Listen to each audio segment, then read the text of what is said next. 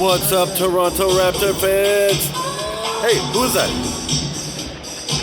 Nearest staircase. What's up, Toronto Raptor fans? Oh my god, the lighting up here is horrible. I went to the very top of the arena to try and capture the whole thing in here. Anyways, Raptors, Portland, coming up.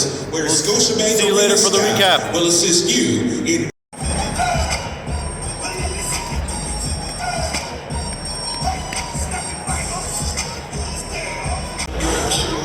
What's up, Toronto Raptor fans? Just here at the Raptor Game. Portland Trail Blazers versus Raptors Sunday. Hopefully we pull out a win. As you can hear, just about to get going. So, see you later on the recap. Thanks for watching. Oh, fans, hey, welcome back like, to subscribe, where the Portland Trail Blazers take on your... What's up, Raptor fans? Nice victory today. I just got home. Sorry for the delay, but I live a little bit west of the city, so it took me a while to get out of there and back to my house. But yeah, Raptors win 117-105. Pretty much dominated the game most of the way through. You know, we had, I don't know exactly. I wasn't sitting there doing math the whole game, but you know, we were up 18, you know, up 16 for a bit. Quite a bit, actually. Sort of let it slip a little bit at the end of the fourth quarter there. Yay, thank goodness we had a good second quarter. I mean, we won the first quarter. Looked like, yeah, we won the second quarter. Third quarter, they got a little bit close, and then sort of towards the end there, it got tight again. But overall, pretty good game. I haven't looked at the stats. I've got the box score on my computer open. I'm going to check it in a second, but... The eye test was that, you know, still a lot of ISO, still a lot of Pascal Siakam going in, trying to get a call here and there. But, you know, Gary hit some shots. Fred VanVleet seemed to be on, at least at the end of the game when we needed those Fred VanVleet shots to go down. There were two. I can't remember if that was earlier, sort of midway through the fourth quarter, I think. It's not as easy, obviously, to keep time and pace and everything while you're sitting there. But, yeah, two back-to-back. He hit one, I don't know, from where I was sitting, it was the far side, drained it, and then next play they came right back down and gave it to him on the opposite side, but still in that kind of slot area. Drained that three as well, and, man, he was pumped. You could see him. He even was going down the court actually yelling some of the funny stuff. Maybe, I don't know what they were showing, obviously, on the broadcast, but... Man, he went down the floor, like, to the other side of the court even, and was just all pumped. You could tell it's been building up with him. I even saw him on a little interview with the old man and the three. Oh, my gosh, I've told you I'm the worst with names.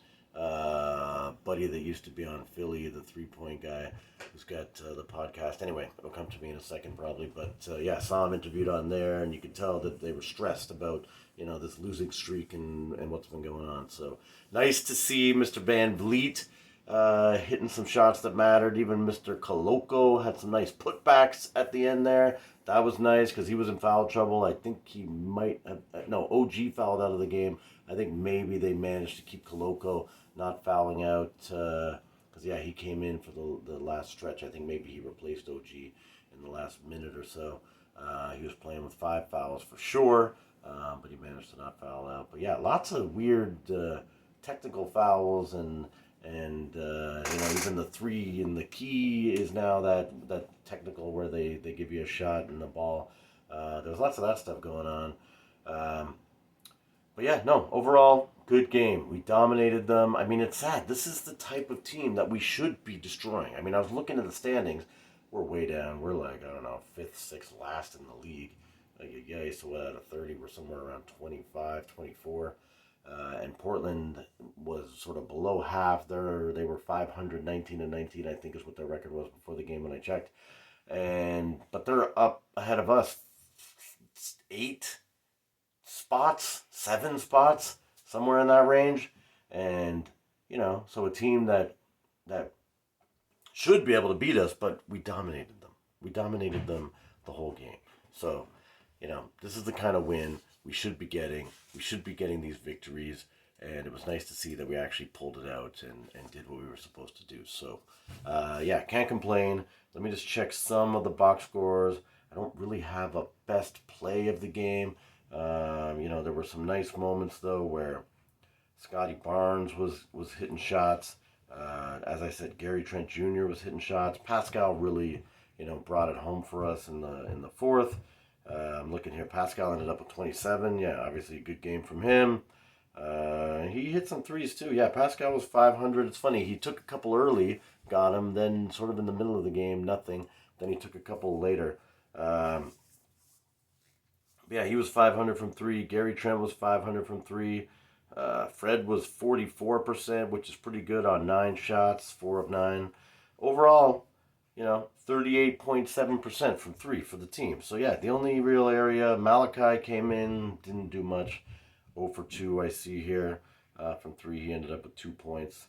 Yeah, I think I saw he got like a little shot from kind of the elbow-ish area. Precious Achua came in, looked all right. A couple of really bonehead plays, though, that the Raptors do. Like, it's so annoying when we get a stop and then we're bringing the ball down and we goof it up. Too many times on a fast break, we've got one guy like Precious did it. Gary Trent on one missed as well, where they're one guy going in and there's 4 guys on Precious. I think he got lucky and somebody on the Trail Blazers got called for grabbing the net. They said it was he grabbed the net to elevate himself. I actually, on the replay, it looked more like he grabbed the net because he was going to crash into it. This guy jumped so high to try and block the shot. My gosh. But yeah, it was overall a good game. Yeah, Koloko I see shooting 80% from the field. My gosh, 4 of 5. Good job from him. Ended up with 8 points. I saw my man Chris Boucher got a 3. He only took 1 3 and got it. So look at that. He was 100% from 3. Nice job from him. Thad took a wide open one. Man, if Thad could just... I guess the only reason they leave him open is that he's not hitting them. But yeah, Thad took a 3 and missed.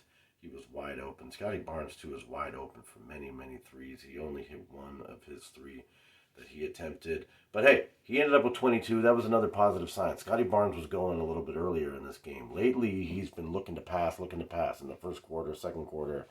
That was not the case in the first quarter. At least somebody must have, tried to light a fire under him and get him going. So yeah, he was putting up points. I don't have a breakdown by quarter in front of me here, what everybody did. But yeah, Gary Trent, his streak of hitting 20 per game is over. He only ended up with 19, and Van Vliet ended up with 14. But all of the starters are plus in their plus minus, which looks great. And yeah, like I said, overall, it just seemed like their machine was going. A couple of negatives that Hernan Gomez, I don't know what's with this guy. He only tried 1 3 every other time. He's looking to pass right away. I think he's a little gun shy. We got to get him going a little bit because we don't have anybody coming off the bench that can reliably hit threes. If we look at our bench play, we got an 0 for 1.